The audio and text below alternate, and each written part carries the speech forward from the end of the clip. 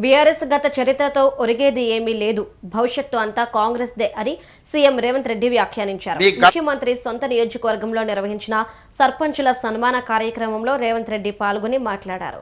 BRS పార్టీని assembly ఎన్నికల్లో ఓడించామన్నారు. పార్లమెంట్లో గుండు సున్నా ఇచ్చామని, కంటోన్మెంట్ జూబ్లీహిల్స్ ఎన్నికల్లో బండకేసు కొట్టామని సంచలన వ్యాఖ్యలు చేశారు. ఇన్నిసార్లు ఓడించినా సిగ్గు లేకుండా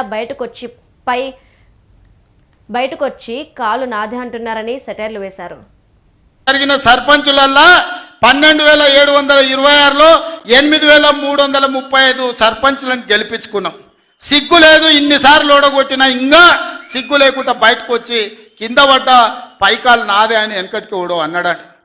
ఇట్లాంటి ఊకదంపుడు ఉపన్యాసాలు పొంకనాలు వెనకడికి ఓడో పొంకనాల పోషిగాడు చెప్పినట. నాకున్నాయి 3 ఏళ్ళే కానీ 36 దొడ్లు ఉన్నాయని చెప్పినట. ఇవన్నీ కళ్ళు కాంపౌండ్లో చెప్పుకోవడానికి బాగుంటాయి, కాలక్షేపం చేయడానికి. కళ్ళు కాంపౌండ్ మాటలు మాట్లాడకండి తండ్రి కొడుకులు. ఇవన్నీ మేము చూసినాం. శాతనైతే రాండి, ఏందో చెప్పు, దాని ప్రకారం చేద్దాం. 29లో తేల్చుకుందాం ఇవాళ చెప్తున్నా. కాబట్టి ఇప్పటికైనా చంద్రశేఖరరావు గారు, మీ వయసుకు గౌరవిస్తాం, మీ అనుభవానికి గౌరవిస్తాం. ప్రతిపక్ష నాయకుడు నీకు హోదా ఉన్నది.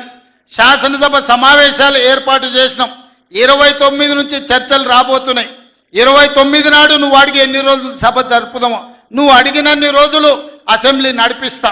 నువ్వు చెప్పిన అన్ని చర్చ పెడదాం, ముఖాముఖి చర్చ చేద్దాం. వెనకంగా మాట్లాడు వెనక కూర్పుడు కాదు.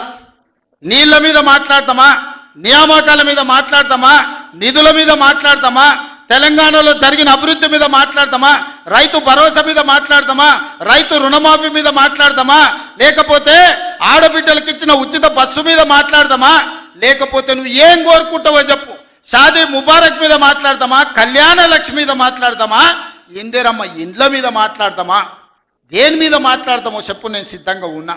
చర్చిద్దాం, దేశానికి ఆదర్శంగా నిలబడదాం, సమస్యల మీద మాట్లాడదాం, ఎవరు ఏం చేసినరో చెప్పుకునే అవకాశం కల్పిస్తాం. మీ గత చరిత్రతోని ఈడ ఒరిగేదేం లేదు. వెనకటికేవాడు అన్నాడంట, మా తాతలు నేతులు దాగినరు, మీ